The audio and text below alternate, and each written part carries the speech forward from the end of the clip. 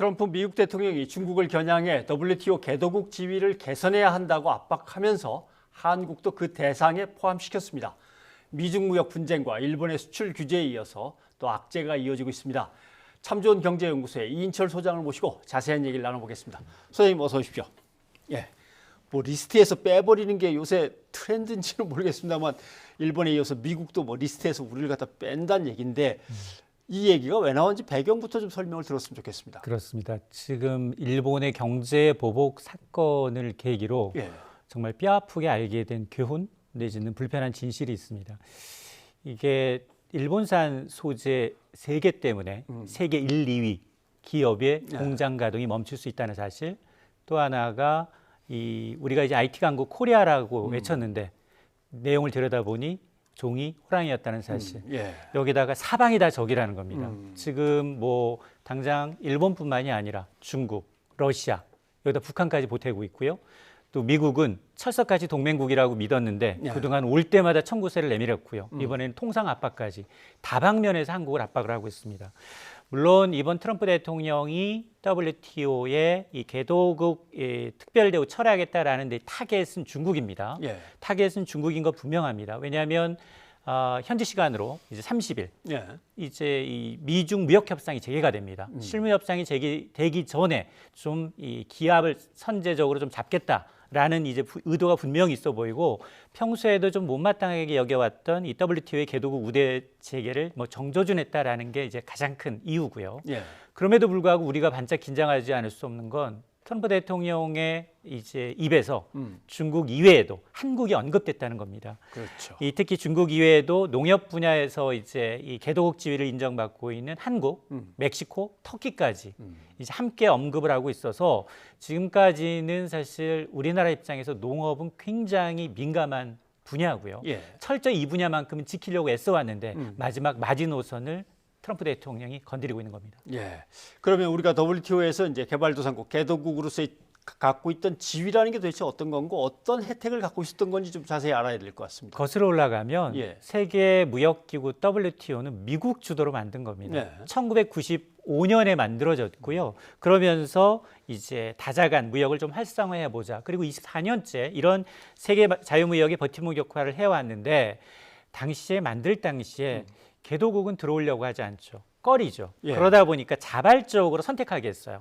그래서 WTO의 기준은 선진국, 개도국 두 개 가지로밖에 분류가 안 됩니다. 그래서 일정 부분 국가가 스스로 선택을 하고 회원국들이 암묵적으로 용인하는 방식이었습니다. 초창기에 이게 국제 자유무역하자라는 건데 과연 누가 이제 개도국 입장에서 여기 가입을 할 거냐? 그렇다면 유입, 인센티브를 좀 주자라는 차원이었고, 그 인센티브가 뭐냐? 개도국 지위를 갖게 되면 자국 산업을 보호하기 위해서 보조금을 준다든가 수입산에 대해서는 관세를 높게 매겨도 일정 부분 용인을 해줬던 겁니다. 문제는 우리나라의 경우에는 1996년에 이미 OECD 경제협력 개발기구 회원국 대상이었습니다. 당시에도 우리한테 굉장히 회원국들이 선진국으로 선호하지라는 요청을 했지만 우리는 농업만큼은 제발 봐줘. 제조업은 할게. 라고 해서 WTO 체제하에서 농업 부분만 개도국 지위를 유지해왔습니다. 그러면서 우리는 농업에 대해서 해외 수입산에 대해서 높은 관세를 물면서 국내 농업을 보호해왔고요. 또 이제 쌀과 같은 경우에는 국내 보조금도 대규모로 주면서 일정 부분 이제 암묵적으로 용인했던 부분을 지금 니네 규모가 너무 커졌으니 지금은 개도국 지위를 주지 말고 바로 선진국으로 올라와라라는 겁니다. 그러니까 WTO 규정상으로 한다면 정부가 어떤 약한 산업을 위해서 거기에 정부가 보조금을 준다는 건 이제 위법이지만 맞습니다. 거기에서 개도국 지위를 인정받았기 때문에 우리는 이제 농촌에다 줄 수 있었던 거다라는 말씀이겠군요. 근데 그러면 그 협의체에서 회원국들이 인정해 준 지위인데 미국이 빼겠다고 해서 뺄 수 있는 건 아니지 않습니까? 뭐 절차가 있겠죠, 그래도. 맞습니다. WTO 회원국이 무려 164개국이에요. 근데 여기에 개발도상국과 선진국의 비율을 보면 개도국이 3분의 2가 넘습니다. 그리고 이 문제에 대해서는 WTO 내에서도 농업 부분만을 의논하는 이게 2008년부터 시작이 됐습니다. 이게 이제 도하 개발 어젠다 협상이었는데요. 그런데 이게 회원국 간 입장차가 너무 첨예합니다. 특히 개발도상국의 경우에 농업만큼은 최후의 보루로 지키고 싶어하기 때문에 이견 때문에 지금 10년째 의견을 합의를 못 보고 있는 겁니다. 이걸 지금 트럼프 대통령이 꺼낸 건데 트럼프 대통령의 기준은 뭐냐? 크게 네 가지입니다. 적어도 OECD 회원국이다. 이건 선진국이다. 그리고 가입 절차를 밟고 있는 나라도 마찬가지 선진국으로 분류하자라는 거고요.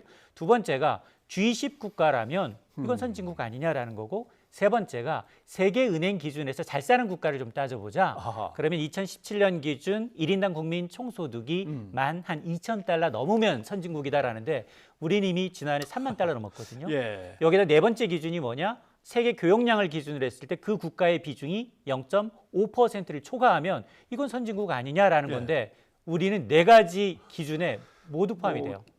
중국은 두 가지밖에 포함이 안 됩니다. 우등생이라는 데 대해서는 기분이 나쁘지는 않은데. 나쁘지는 않은데 옛날 지금까지 암묵적으로 다자간 160여 개 국가에서 암묵적으로 통용했다는 걸 그걸 또 뒤집으면서 자기가 이제 근간을 다자간 무역 체제 근간을 흔든다라는 점에 대해서 이제 이 회원국들의 비난이 빗발치고 있는 겁니다. 네.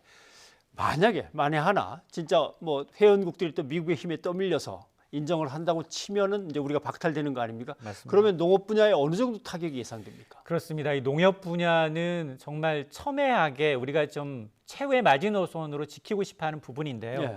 지금 그동안 개도국으로 분류되면서 우리 자국 농업을 보호하기 위해서 굉장히 수입산에 대해서는 높은 관세를 부과해 왔고요. 국내 이제 농업 부분에 대해서는 이제 보조금을 줘왔는데 이 덕분에 지금 쌀, 마늘, 고추, 참깨 이와 같은 수입 작물에 적게는 수입산에 대해서 300% 관세, 많게는 600% 관세를 붓고 있습니다. 그래야지만이 국내 산업이 보호가 된다라는 예. 거였거든요. 특히 이제 수입산 쌀은 남아돌고 있어요. 그래도 의무 수입 물량 때문에 수입을 하고 있어요. 500% 넘게 관세를 부과하고 있는데 수입산에 만에 하나 우리가 일반 이제 이 품목으로 전환하게 되면 150%대까지 관세를 떨어뜨려야 됩니다. 3분의 2 정도 관세를 떨어뜨리게 되면 국내산 쌀의 경쟁력이 굉장히 떨어질 수 있습니다. 특히 보조금의 경우에도 연간 기준 국회 예산처의 통계 자료를 보게 되면 11조 원 정도 이제 국내 보조금을 줬었는데 예. 이것도 마음대로 못 하게 되는 겁니다. 이제 정부 수매라고 하는 구조 자체가 흔들리는 그런 상황 속에서 우리 농업이 얼마나 경쟁력을 발휘할 수 있을까라는 고민이 확 드는군요. 근데 정부는 어차피 이걸 새로 논의를 시작하고 동의를 다 구해서 협의에 이르고 새로운 조항들을 만들어내는 데까지 상당히 걸릴 건데 그때까지는 뭐 지금처럼 유지가 될 거니까 괜찮을 거라고 하는데 이게 조금 낙관적인가요? 트럼프 대통령을 잘 모르시는 것 같습니다. 아, 그래요? 트윗으로 시작했어요. 이것도 예. 트윗을 통해서 알려줬는데 뭐라고 얘기했느냐? 트럼프 대통령은 세계무역기구가 90일 이내 개도국 특혜 철폐 문제를 진전시키지 못하게 되면 이제 미국 USTR, 예. 미국 무역대표부를 내세워서 개별 국가에 대해서 개도국 대우를 일방적으로 없애버리겠다는 겁니다. 이 얘기는 WTO 개정에 이제 발맞추지 않고 혼자 독단적으로 적어도 내년 대선까지는 자기의 취약 부분이 자기의 이제 이 발판인 이 표밭이라고 할 수 있는 농업 부분 그리고 축산 부분 이만큼은 좀 키우겠다는 거거든요. 그러다 보니까 특히 우리가 지금 아킬레스건이 뭐냐? 우리 한미 FTA 재개정 협상했잖아요. 예. 그 당시에 우리는 농산물을 지켰어요. 근데 이걸 또 꺼내들 가능성이 높다는 겁니다. 그러니까 지난해 생각이 갑자기 나는데 지난해도 갑자기 트럼프 대통령이 철강이 너무 많이 우리나라로 들어와서 뭐 우리나라 안보가 흔들린다는 둥 어쩌고 해서 참 말도 안 되는 소리를 하고 있네 했는데 이야기를 시작하자고 해서 하다 보니까 결국은 철강은 지키는 듯 했지만 자동차를 왕창 내줬습니다. 내줬죠. 맞습니다. 또 그런 일이 벌어질 수도 있다라고 하는 거군요. 예, 알겠습니다.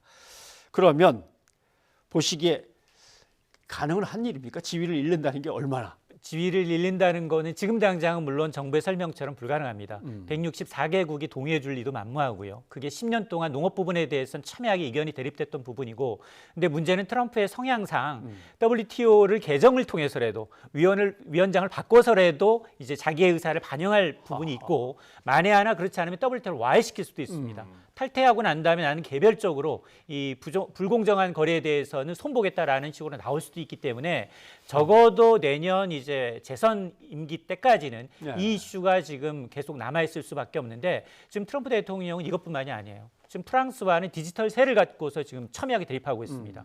그러다 보니까 지금 전 세계가 다 트럼프와 척을 지고 있는 상황이거든요. 유럽과 척을 지고 있고요. 그리고 중국과 척을 지고 있고 그리고 WTO 체제에 있는 160여 개 국가에 또 이제 이 지금 칼을 갈고 있는 상황이기 때문에 과연 실질적으로 이제 움직일지 여부는 좀 더 지켜봐야 합니다. 예.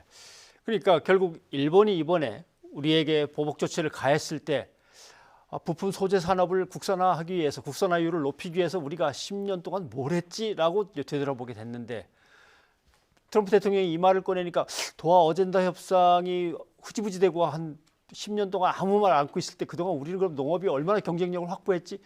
이제 또 돌아보게 되는군요. 정부가 뭘 준비해야 되겠습니까? 일단 우리 혼자 이제 개도국 지위를 유지하기는 쉽지 않아 보입니다. 예. 164개 회원국 가운데 3분의 2가 개도국이지만 그 개도국 가운데 유일하게 앞서 4가지 조건을 충족시키는 건 한국밖에 없습니다. 예. 그러면 점진적으로 이제 항상 늘 우리 OECD 회원국이다, 수출 강국이다. 계속해서 뭐 10위권, 2위권 굉장히 좋은 데이터는 홍보를 해왔지만 예. 적어도 농업 부분 취약하다는 이유로 우리만 이 부분만 봐달라고 하는 건 익스큐즈가 더 이상 안 된다는 겁니다. 따라서 적어도 이제 심사 기간을 좀 길게 잡고 유예 기간을 좀 이제 가지면서도 우리 내부적으로는 이제 선진국의 의무 부담을 좀 차츰차츰 순차적으로 해야 나가는 외교력은 좀 필요한 상황입니다. 여기에 대해서는 뭐 국민들이 이해를 충분히 하고 뭔가 좀 합의가 이루어지면서 나가야 될 텐데 그것도 좀 걱정입니다. 농업이어서 그렇습니다. 예. 이사님 오늘 도움 말씀 고맙습니다.